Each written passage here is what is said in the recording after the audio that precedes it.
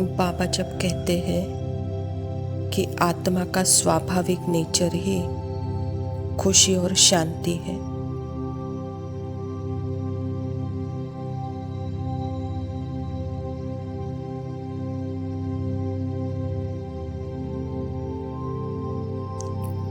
अमर है, मतलब खुशी और शांति मरती नहीं है।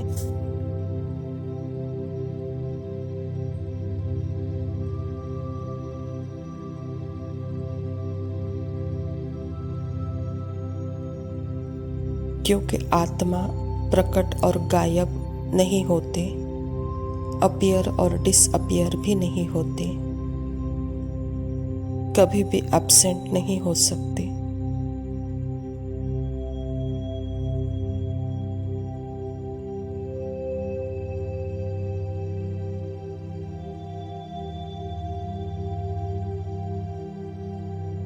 जैसे नीला आकाश कभी भी गायब नहीं होता है, सदैव प्रेजेंट है।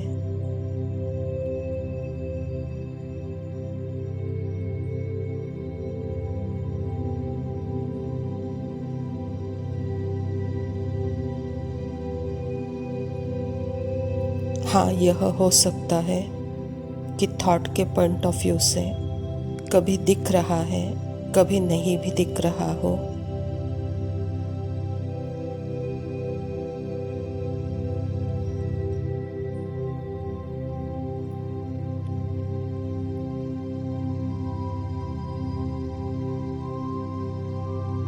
पर खुशी आत्मा के जो सदैव है, निरंतर है, सुख शांति है, वो सदैव प्रेजेंट है, कभी एब्सेंट नहीं होती और हमेशा सेम है।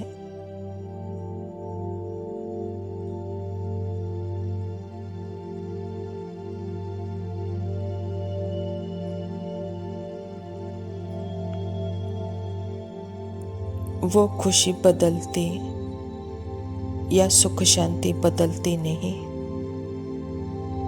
इसीलिए आत्मा कंप्लीट है, फुल है।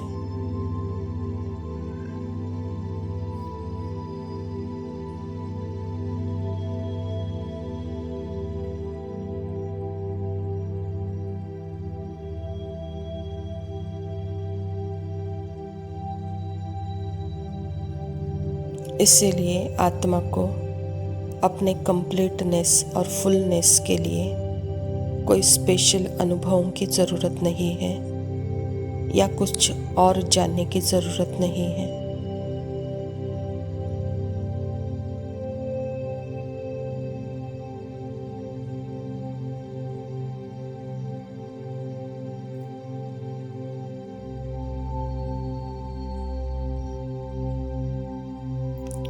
आत्मा को कभी अधूरेपन की या अपूर्णता की फीलिंग भी कभी आती भी है, तो उस फीलिंग के पीछे की तरफ देखना है।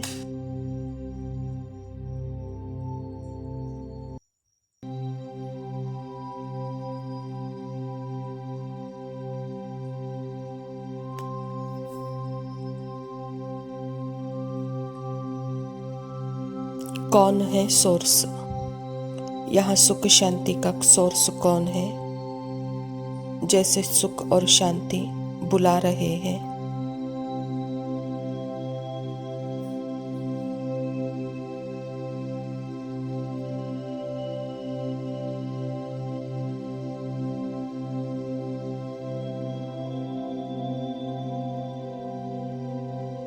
यह अपूर्णता की कमी या अधूरेपन की कमी भी एक सिग्नल है कि यह तुम अपने आप को जो संकल्प समझकर चल रहे हो वह तुम नहीं हो।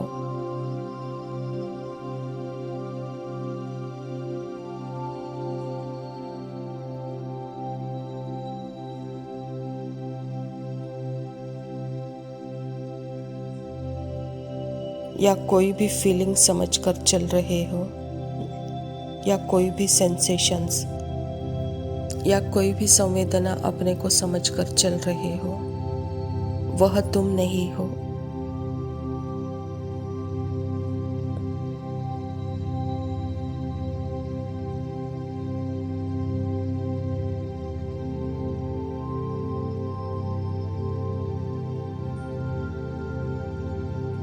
कमी की कोई वजह नहीं है, बस सेंस ऑफ सेपरेशन है। मैं अलग, तुम अलग। देह की, मन की हदें जैसे मुझे अपनी लगती हैं, मेरी हदें लगती हैं।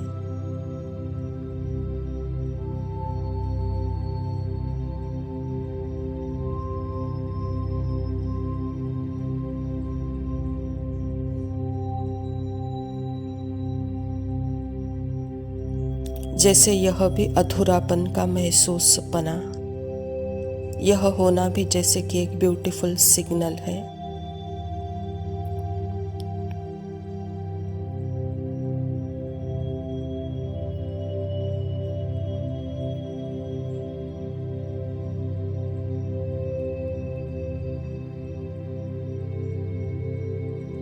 तो हे आत्मा, तुम अपने आप को संकल्पों की हदों में बांधवा देती हो या वही समझकर चल रही हो, तो जागो। देखो तुम सदैव भरपूर हो, एक रस स्थिर संपन्न हो।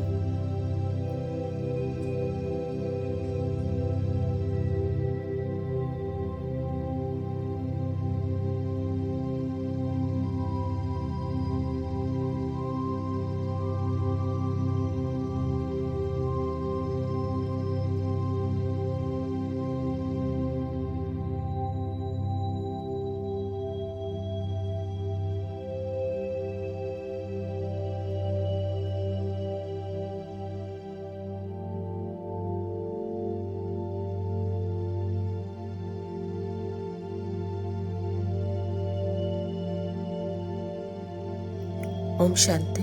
प्रातः मुरली बाप दादा मधुबन। मीठे बच्चे, अल्फ और बे को याद करो तो रमणीक बन जाएंगे। बाप भी रमणीक हैं तो उनके बच्चे भी रमणीक होने चाहिए। स्वयं परमपिता परमात्मा शिव बाबा प्रजापिता ब्रह्मा के तन में आकर हम बच्चों को आत्मा के दिव्य गुण और शक्तियों के बारे में बताते हैं। बच्चे, आत्मा में बैलेंसता की शक्ति है, दृढ़ता की शक्ति है। तो जब आप अपने स्मृति स्वरूप की स्थिति में हो, अर्थात अल्फ और बे को याद करते हो, तो यह दिव्य गुण आपके एक्शन में, आपके कर्म में दिखाई देगी, कहता बाबा। प्रश्न है, देवताओं के चित्र की कशिश सभी को क्यों होती है? उनमें कौन सा विशेष गुण है? उत्तर, देवताएं बहुत रमणीक और पवित्र हैं। रमणीकता के कारण उनके चित्रों की भी कशिश होती है। देवताओं में पवित्रता का विशेष गुण है, जिस गुण के कारण ही अपवित्र मनुष्य झुकते हैं। रमणीक वही बनते हैं जिनमें सदैव सर्व दैवी गुण है, जो सदा खुश रहते हैं। जैसे परमात्मा का संग अर्थात ही दिव्य गुणों का संग, जैसे अपने आप को वह दिव्य गुण अनुभव होते हैं, तो जितना परमात्मा के संग में रहते हैं तो वह कशिश होती है, वह दिव्य गुणों की कशिश है, कहता बाबा। इसीलिए अपवित्र मनुष्य झुकते हैं देवताओं के आगे। देवताएं पवित्र है ही विशेष पवित्रता की शक्ति से। धारणा के लिए मुख्य सार है, पहला पॉइंट है, अभी हम वनवाह में हैं, इसीलिए बहुत बहुत साधारण रहना है। कोई भी अभिमान देह का या कपड़ों आदि का नहीं रखना है। कोई भी कर्म करते बाप के याद में रहना है, यही नशा चढ़ा रहे। बाबा के ताबी का जीवन ना अति ऊंचा हो ना अति साधारण हो, बीच वाला हो। किसी का भी अभिमान नहीं हो, हर कर्म में बाप की याद और नशा दिखाई दे, कहता बाबा। दूसरा पॉइंट है, हम बेहद के त्यागी और राज ऋषि हैं। इसी नशे में रह पवित्र बनना है। ज्ञान धन से भरपूर बन दान करना है। सच्चा सच्चा सौदागर बन अपना पोता मेल रखना है। बाबा कहता बच्चे, जैसे राज ऋषि बेहद के त्यागी भी है और बेहद के वैरागी भी है और सदा पवित्र है, तभी वह ज्ञान धन से भरपूर है। तो बच्चे, आप अभी बेहद के त्यागी वैरागी बनकर सच्चे सौदागर बनो। वरदान है, स्वयं को सेवाधारी समझकर झुकने और सर्व को झुकाने वाले निमित्त और नम्र चित्त भव। निमित्त उसे कहा जाता है जो अपने हर संकल्प व हर कर्म को बाप के आगे अर्पण कर देता है। निमित्त बनना अर्थात अर्पण होना, और नम्र चित्त वह है जो झुकता है। जितना संस्कारों में संकल्पों में झुकेंगे उतना विश्व आपके आगे झुकेगी। झुकना अर्थात झुकाना, यह संकल्प भी न हो कि दूसरे भी हमारे आगे कुछ तो झुके। जो सच्चे सेवाधारी होते हैं वह सदैव झुकते हैं, कभी अपना रोब नहीं दिखाते। बाबा कहता बच्चे, सेवाधारी का मूल गुण ही है निमित्त और निर्माण। हर कर्म में हर संकल्प जैसे बाप के आगे अर्पणमय हो। निमित्त और निर्माणपन की स्थिति जैसे दुनिया को झुकाती है, वह अपने कर्तव्य में झुका हुआ है, बाप के आगे झुका हुआ है। यही सच्चे सेवाधारी के लक्षण है, उसमें रोब है ही नहीं। स्लोगन, अब समस्या स्वरूप नहीं समाधान स्वरूप बनो। अच्छा मीठे मीठे सिखिलते बच्चों प्रति माता पिता बाप दादा का याद प्यार और गुड मॉर्निंग। रूहानी बाप की रूहानी बच्चों को नमस्ते। हम रूहानी बच्चों के रूहानी माता पिता बाप दादा को याद प्यार और नमस्ते। मुझको मुस्कुराना सिखा दिया। अंधेरे घर में किसी ने हंस के चिराग जैसे जला दिया। किसी ने अपना बना के मुझको मुस्कुराना सिखा दिया।